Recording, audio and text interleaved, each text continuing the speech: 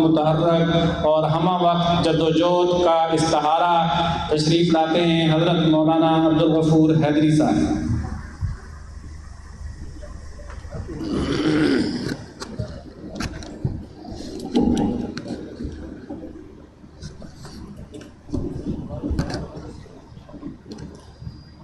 نحمده ونصلي على رسوله الكريم، أما بعد، فأعوذ بالله من الشيطان الرجيم، بسم الله الرحمن الرحيم، إنما يخشى الله من عباده العلماء. قال النبي صلى الله عليه وسلم: العلماء ورثة الأنبياء، صدق اللہ وصدق رسولہ النبی الکریم۔ قابل صد احترام زومائے ملت، اکابر علماء کرام، بالخصوص آج کے اس بابرکت تقریب کے میزبان محترم حضرت مولانا عبدالمجید ہزاروی صاحب، امیر جمعیت علماء اسلام اسلام آباد،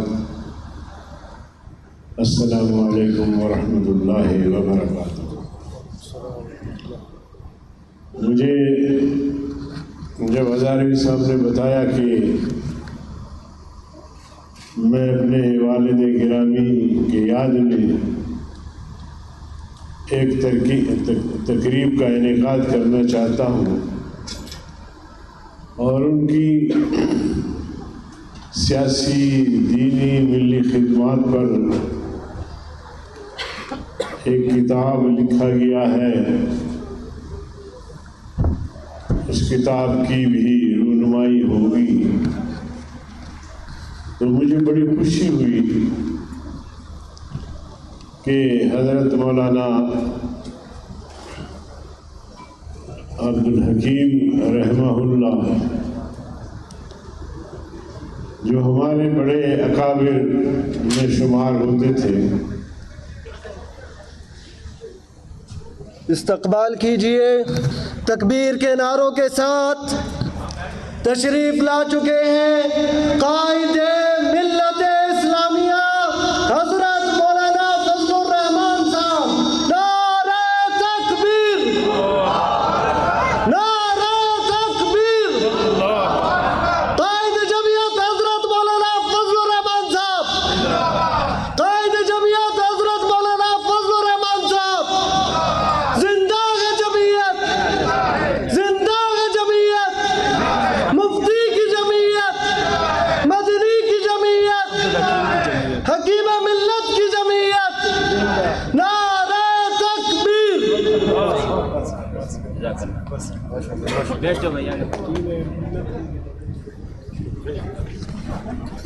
اہلا سہلا قابل جمعیت، رہبر امت، سالار قافلے حریت تشریف لا چکے ہیں، خیر مقدم کرتے ہیں۔ حکیم ملت کے نام سے اس سیمینار کا اہتمام یقیناً ایک بہت بڑی کاوش ہے۔ میں اپنے دوستوں سے کہتا ہوں کہ ہمارے جو بڑی شخصیات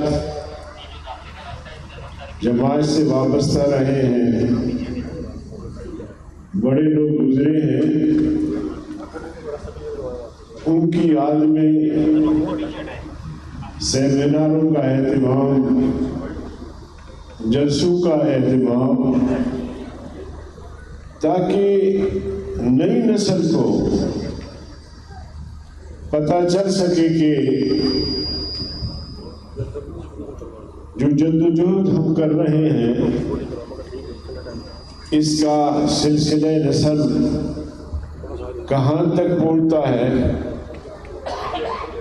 اور اس جدوجہد سے وابستہ اکابر نے اپنے اپنے ادوار میں ظلم و جبر کا، آمریت کا کس طرح مقابلہ کیا ہے، نئی نسل کو پتہ لگ سکے۔ آج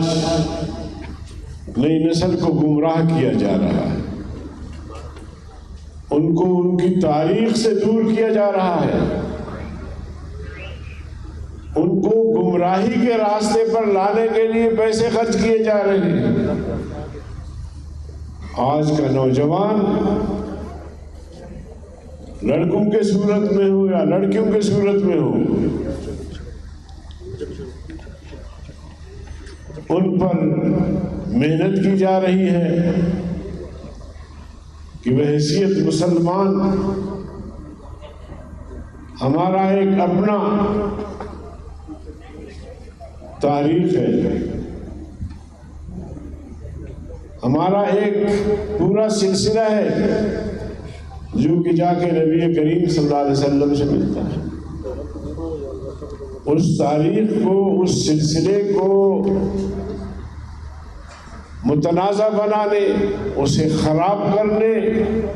اور نئی نسل کو گمراہی پر لانے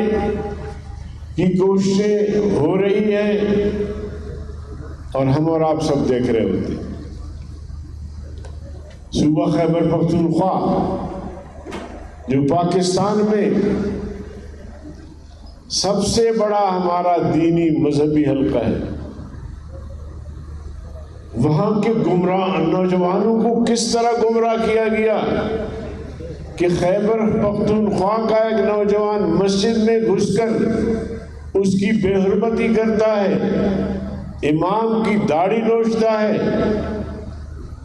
تو ان کے پیچھے بھی آخر قوتیں ہیں، ان کی اس طرح کی تربیت کی ہے کہ مسجد کی کوئی حیثیت نہیں ہے، عالم کی کوئی حیثیت نہیں ہے،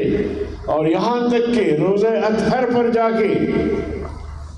وہاں انہوں نے ہڑبڑ شروع کیا، ان کو حیا نہیں آئی روزہ اطہر کی بھی۔ تو اس لیے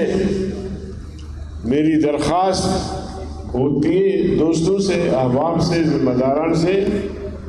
کہ ہمارے ایسے ایسے اکابر جو ان کی خدمات دینی، ملی، سیاسی رہے، قربانیوں سے بھرپور، ان کی خدمات کو اجاگر کیا جائے تاکہ نئی نسل کو پتہ لگے کہ ہاں ہمارا تعلق اصل اس سلسلے سے ہونا چاہیے، اور یہی ایک نجات کا راستہ ہے۔ بڑی طویل تاریخ ہے، اس پہ میں جانا نہیں چاہتا، وقت بھی کم ہے، قائد جمعیت بھی تشریف لائے۔ کچھ دوست، خاص طور پہ ہمارے حلقے کے دوست بھی ہمیں آ کے کہتے ہیں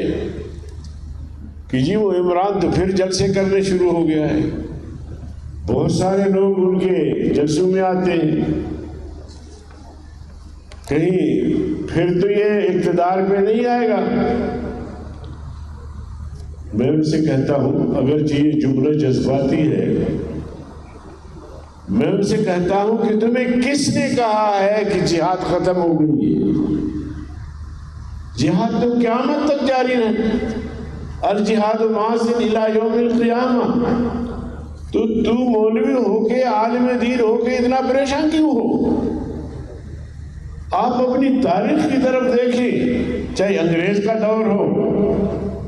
چاہے کوئی اور دور ہو، چاہے پاکستان میں ڈکٹیٹر آئے، کوئی ہم خاموش بیٹھے رہے؟ ہم نے حکومت خانوں کو آباد کیا، میرے قائد 10-12 سال مسلسل جیلوں میں رہے، اور یہ ایک جدوجہد ہے، اور ہم دیکھ رہے ہوتے ہیں کہ پاکستان کا جو اصل بنیادی نعرہ ہے، بنیادی مقصد ہے جو قیام کا، اس سے نوجوان نسل کو ہٹا کے گمراہی کی طرف، تاکہ جو پاکستان کا ہے مذہبی حوالے سے ایک تشخص ہے اس کو ختم کیا جائے. تو اس کے لیے تو ہم نے آپ نے کرنا ہے, ہم نے آپ نے محنت کرنی ہے. جو پاکستان سے محبت کرتے ہیں, جو اسلام سے محبت کرتے ہیں, جو علماء سے محبت کرتے ہیں, تو مولانا عبدالحکیم صاحب رحمہ اللہ کو یاد کرنے کا, ان کی خدمات جلیلہ کو یاد کرنے کا اور نئی نسل تک پہنچانے کا بہتر طریقہ یہ ہے کہ جس طرح انہوں نے اپنی زندگی میں باطل قوتوں کا مقابلہ کیا, ختم نبوت کا تذکرہ ہم نے کیا. ٹائم نہیں ہے کہ ہر پہلو پہ آدمی جا سکے بہر کیف, تو ہمیں میدان میں رہنا چاہیے, ہمیں کسی طرح گھبرانا نہیں چاہیے, بلکہ ہم تو مشرق کے لوگ ہیں, ہم اس جدوجہد کو آگے لے جائیں گے تاکہ قیام پاکستان کا جو بنیادی مقصد ہے وہ پورا ہو سکے. وآخر دعوانا